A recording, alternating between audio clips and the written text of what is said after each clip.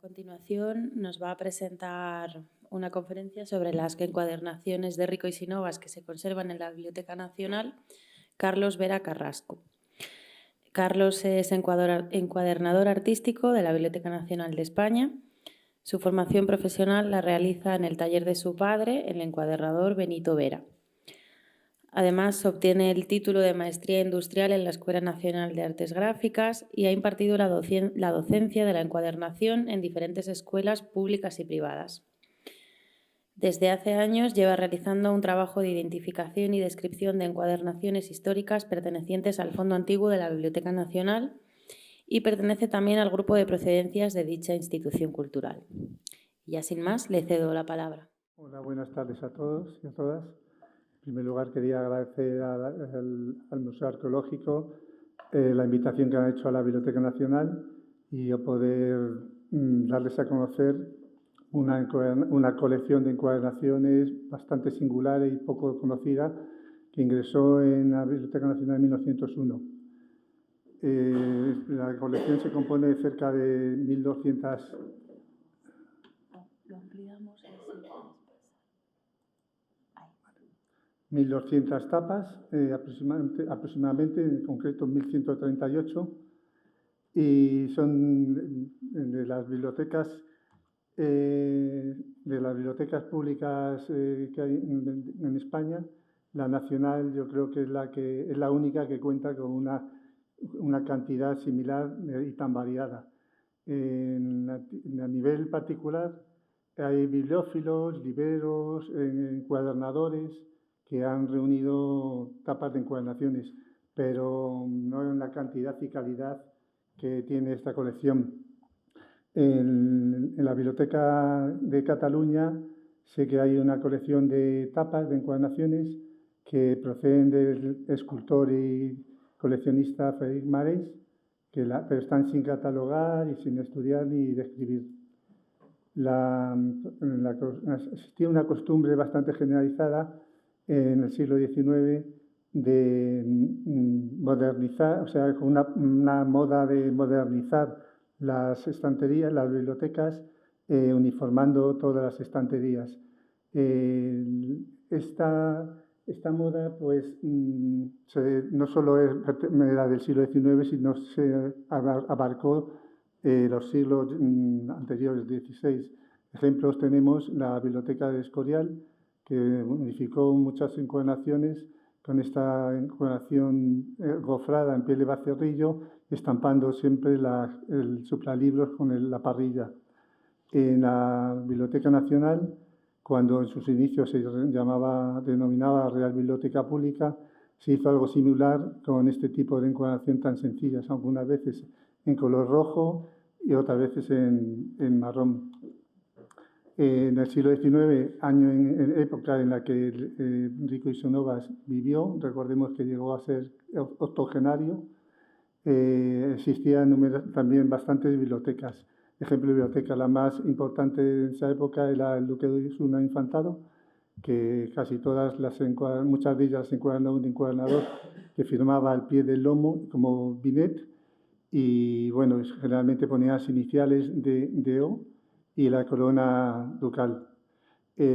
Otro ejemplo sería la biblioteca del gramático, impresor, libero Vicente Salvá, que estampaba también en el centro el supralibro con la V y la P de Vicente y Pedro, que era su hijo, Salvá. Un ejemplo también característico, esta vez un poquito anterior, porque murió en 1814, es la excelente biblioteca de Pedro Caro y Sureda, tercer marqués de la Romana, que fue en su mayor parte encuadernada por un encuadernador valenciano, Vicente Benito, en pergaminos similares al que ven aquí, muchas veces en los mosaicos pintados o jaspeados. Bueno, en ese momento quería salir un poco en defensa de Rico y Sinovas, porque durante mucho tiempo se le ha acusado de que desvestía los libros, desvestía los libros, dejando a los libros desvestía las encuadernaciones, dejando a los libros sin protección. Yo creo que en realidad con la colección que él reunía, lo que estaba haciendo en realidad era recuperando unas tapas que otros consideraban como un objeto inútil. En los talleres de encuadernación en el siglo XIX, cuando los bibliófilos o los representantes de bibliotecas públicas llevaban libros para encuadernar, cuando estas encuadernaciones tenían un valor histórico, no se tiraban. Sabían los encuadernadores que había un trasfondo mercantil en la compra y venta de esas encuadernaciones y las guardaban. Y luego yo creo que Rico pasaba por estos talleres, o bien, si no terminaban en los talleres, terminaban en las traperías o en las charmadilerías. Estos locales, las taperías, eran durante el siglo XIX un punto donde habían ido a parar muchas bibliotecas, los restos de muchas bibliotecas. Recordemos, por ejemplo, el caso conocido de los últimos descendientes de la Casa de Altamira, que malvendieron los legajos de la parte del archivo de los Austrias, y que Guillermo de Osma, conde de Valencia Don Juan, lo recuperó, salvándola de la destrucción. Como bien nos cuenta en uno de sus artículos, numerosos y interesantes artículos,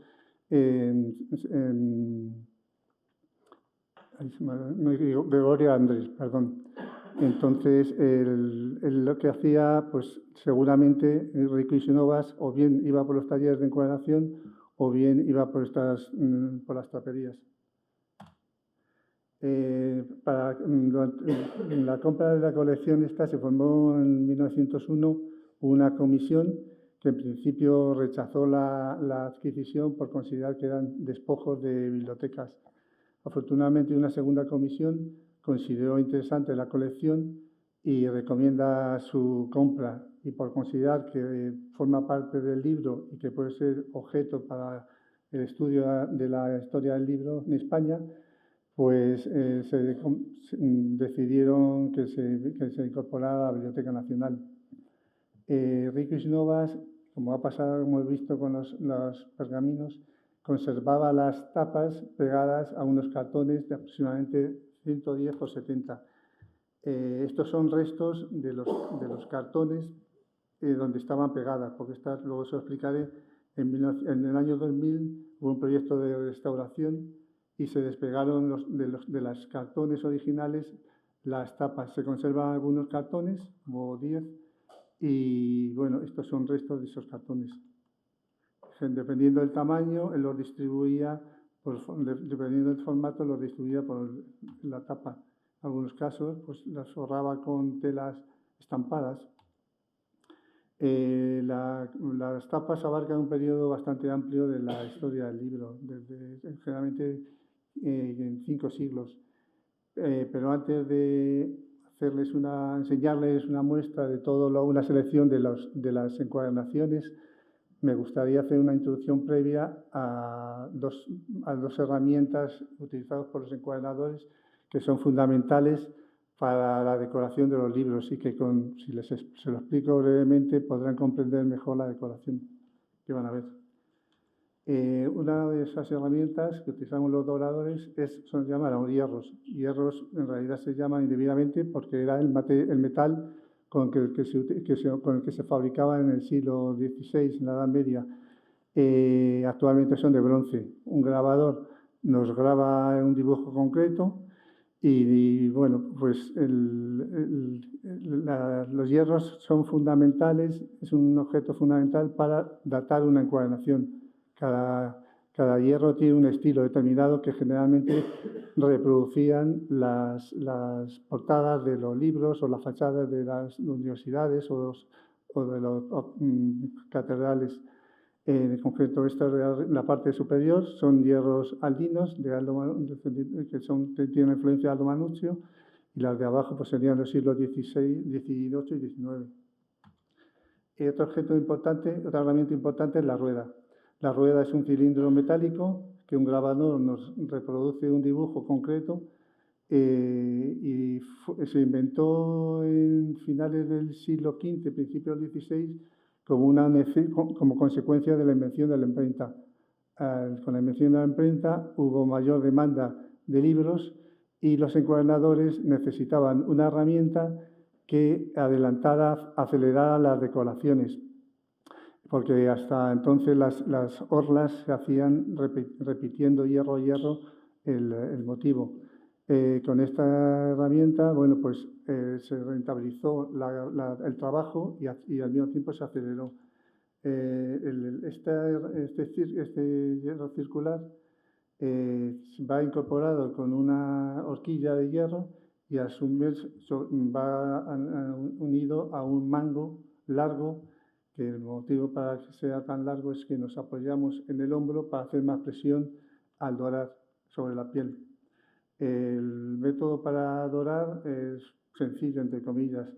El adhesivo siempre es el mismo, clara de huevo, que es un adhesivo que se utilizaba ya en el siglo XVI, y el pan de oro. El pan de oro es de 22 quilates, tiene una aleación de plata y de cobre, y es la mezcla de la presión y el calor. Por los hierros hay que calentarlos a 90 grados, que es la temperatura de ebullición del agua, y la presión y el calor es lo que nos da el resultado. En la parte izquierda sería el hierro y en la parte derecha el motivo ya sobre la piel dorado. Y en la rueda es algo parecido. Marcamos una pequeña línea sobre la piel para no torcernos, ponemos el oro y vamos avanzando poco a poco. El gofrado es otra palabra que se utiliza mucho en encuadernación. Se utilizaba sobre todo en la época de mudéjares, en el siglo XVI. Es lo mismo que el dorado, pero sin el uso del pan de oro.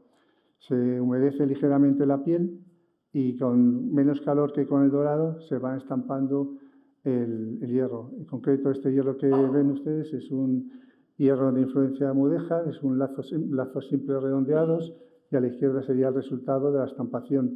Lo que hacían los artesanos mudéjares era la continuación de ese mismo hierro uniendo los cabos sueltos que ven a los lados. Luego están también las planchas o placas también llamadas, pero es un sistema de estampación que no es manual, que se necesita por el tamaño una prensa para estampar. Se utilizaba sobre todo en el siglo XIX. Bueno, voy a comenzar por hacer una selección de las tapas de la colección Rico y Novas. Empezaré por las más antiguas, hacia el siglo XIX. Las más antiguas son las del periodo gótico, que generalmente en esta época las decoraciones se hacían en gofradas y tenían generalmente diseños geométricos. Hay un grupo bastante numeroso de encuadernaciones islámicas. Las encuadernaciones islámicas casi todas son encuadernaciones de cartera, como las que vemos aquí. Y bueno, tienen generalmente, muchas de ellas tienen un medallón central almendrado que está estampado con una plancha sobre un piel de color roja o verde. Este sería otro ejemplo de una encuadernación islámica. En este caso, el medallón no ha sido estampado con una plancha, sino que ha sido relleno con un hierro que son bastoncillos curvos y rectos. Un ejemplo de encuadernación mudéjar sería este. O sea, son orlas que se van rodeando el rectángulo central. Generalmente, en este caso, tiene bullones, pero generalmente las encuadernaciones mudéjares no las solían tener, suelen ser las góticas. El estilo renacentista en España pues, se adaptó al imperante en el momento, que era el plateresco. Este tipo de encuadernaciones son las más numerosas en España. Generalmente se hacían en gofradas, todas ellas, y sobre piel de becerrillo. La decoración siempre era similar, eran varios recuadros concéntricos estampados con ruedas, medallones, motivos geométricos, zoomórficos, que solían sacar de las fachadas de los edificios renacentistas españoles. La parte central, el rectángulo central, se rellenaba con hierros sueltos. Generalmente se ponían en la parte del centro el escudo de órdenes religiosas, como la Compañía de Jesús, los dominicos. Luego hay un grupo de encuadernaciones alemanas. Las encuadernaciones alemanas generalmente ellas se cubrían con piel de cerdos, una piel que ha dado un resultado estupendo, porque tanto las encuadernaciones de la colección como todas las encuadernaciones que hay en las numerosas encuadernaciones que hay en la Biblioteca Nacional, el Fondo Antiguo, a pesar de que son libros voluminosos, pesados, grandes, no se han partido y han aguantado 5 siglos. Normalmente siempre se hacían en gofradas, encinada de oro, y en el centro se estampaban planchas con motivos bíblicos o generalmente personajes de la Reforma Protestante como Erasmo, Lutero, Melanchthon. A partir de la segunda mitad del XVI empezó a surgir a utilizarse el oro en las encuadernaciones a través de pequeños hierros que se ponían en los ángulos de las entrecalles. Luego, en el XVII, sobre todo, y en parte del XVIII, surgió el barroco. El barroco en la encuadernación pues, fue la exaltación del oro, del color, a través de los mosaicos. Existía una especie de horror vacui, todo se rellenaba con pequeños hierros sueltos y prácticamente no se utilizaba la rueda más que en los bordes exteriores. Bueno, pues una derivación del barroco fue el conocido como estilo de abanicos. Eran varillas de abanicos que se ponían en las esquinas y generalmente se unían en el centro con un abanico central. Como contraste al barroco surgió un estilo muy austero que fue el jansenismo. Eran pieles oscuras, sin ninguna decoración. Una derivación del jansenismo fue este estilo que es muy elegante, el de Seuil, que es el nombre de un encuadernador francés del XVII. Siempre eran 2 recuadros con triples hilos dorados y unas flores en las esquinas de la entrecalle. Luego el rococó, durante el periodo de Fernando VI, se hacían hierros sueltos en la orla central y en el exterior, en el panel central, generalmente se acompañaba con mosaicos de colores variados. Durante el estilo encaje corresponde al periodo de Carlos III. La orla sigue siendo con hierros sueltos, pero ya en el centro estaba vacío, sin decoración. Generalmente se utilizaba para poner un escudo herálico. El neoclásico, que va entre el 18 y el 19, pues ya es más sencillo, solo tiene una rueda en el exterior y con motivos muchas veces grecolatinos. En este caso lo he puesto porque se ha pegado sobre la tapa un ex libris del duque de Híjar y una etiqueta de un encuadernador Cifuentes. Seguramente estaban en la contratapa cuando se restauraron y se han puesto por delante. Los encuadernadores empezaron a firmar, porque siempre han sido anónimos, empezaron a firmar bien o con etiquetas o con monogramas dorados en el lomo a partir del siglo XVIII, final del XVIII. El estilo imperio, que corresponde a la época aproximadamente de Fernando VII, siempre se utilizaban hierros, ruedas con grecas. Una variante del estilo imperio fue el de cortina, que es un estilo propio solo de España. Con los pliegues de la cortina se pintaban para darles más volumen. Y luego, pues bueno, el estilo romántico, que correspondería a la época de Isabel II, tiene varias variaciones. El de catedral, que era una remodelación del gusto por lo gótico, se estampaban planchas, eso sí que eran planchas, con fachadas de catedrales góticas, con rosetones, con pináculos, ventanas ojivales. Luego se utilizaban también rocallas. Luego, la guía de forasteros fue una especie de almanaques que tuvieron mucho éxito en la época, en la que aparte de tener un calendario, un santoral, pues, un mapa de España, tenía pues información sobre de instituciones oficiales o otras informaciones, o también tenían de las Cortes Reales Europeas. Eran de pequeño formato y fueron muy codiciados por bibliófilos para hacer como objeto de regalo. Por eso tenían muchas de ellas unas encuadernaciones tan lujosas.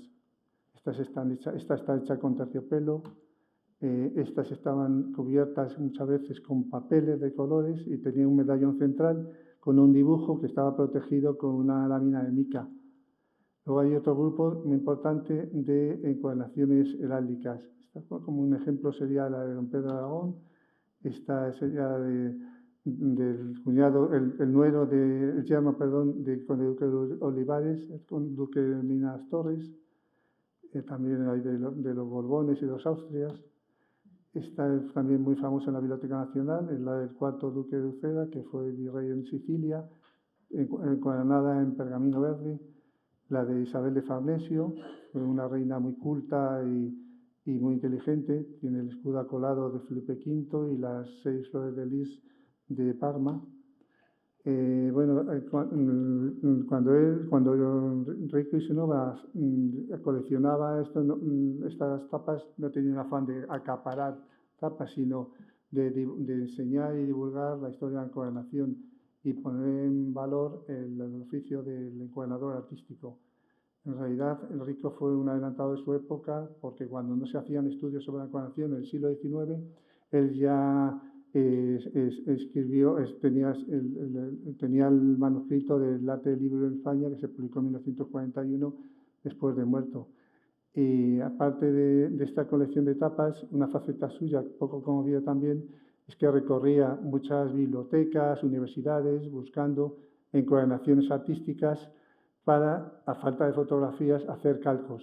Esos calcos o frotis, a veces también dibujos, están custodiados en la RAE. Este es un ejemplo de uno de ellos, este es otro. Siempre ponían una anotación manuscrita al pie diciendo de la procedencia, de la biblioteca que procedía. En estos casos no son frotis, sino que son dibujos con mucha precisión. Algunas son de la Biblioteca de la Salamanca o de algunos de la Biblioteca Nacional. Bueno, las encuadernaciones estuvieron sobre cartones durante muchos años hasta que empezaron a restaurarse en 1977, una partida de ellos, entre 1991 otras, y no fue hasta 1999 cuando se creó un proyecto para la recuperación material y documental del resto de las encuadernaciones. Se creó una empresa dirigida por Guadalupe Rubio Urquía y se procedió a una restauración completa y bueno, pues se reintegró las pérdidas de piel, se pegaron de sus cartones, se pegaron unas guardas nuevas y luego se encerraron. Y una vez restauradas se conservan en unos planeros, que son estos, protegidos con poliespán negro para evitar que se muevan. En la actualidad se ha dado un gran paso para visibilizar la colección, porque aproximadamente solo es el 10% de la encuadernación, de las encuadernaciones las que se conocen a través de los catálogos.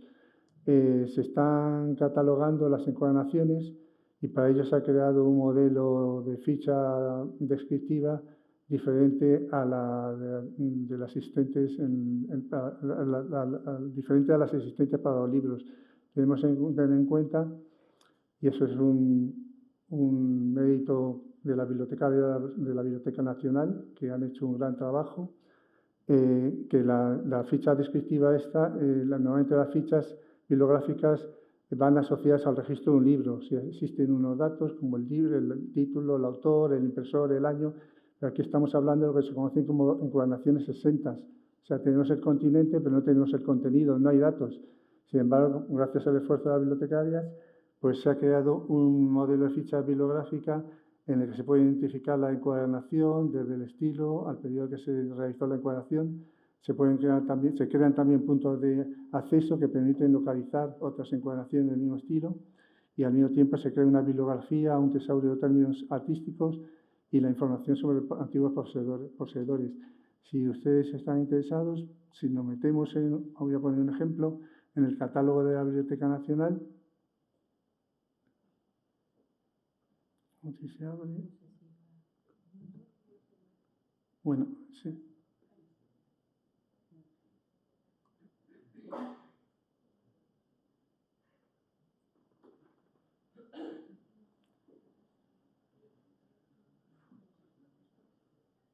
Bueno, todas tienen una asignatura que es RS, con RS barra.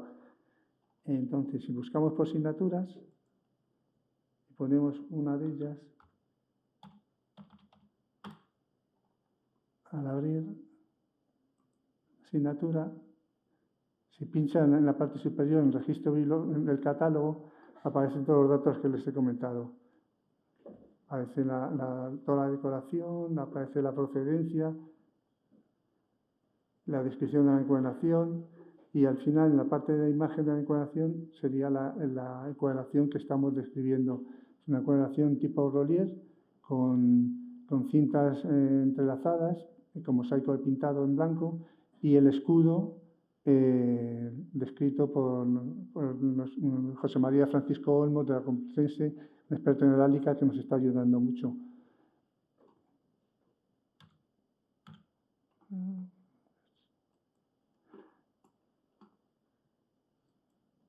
Y por último,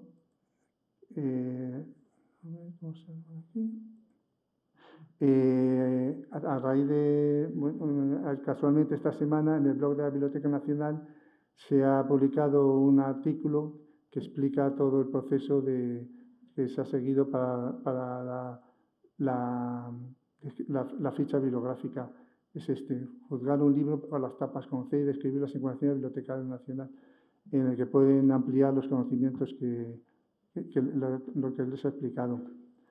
Y ya, por último, pues bueno, quería decir que con este proyecto de catalogación de las tapas se consigue el objetivo que hace más de 100 años Rico y Sinovas se puso, que fue divulgar y dar a conocer a través de esa colección toda la historia de la encuadernación.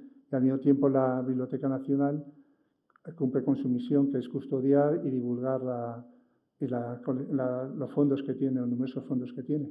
Y muchas gracias.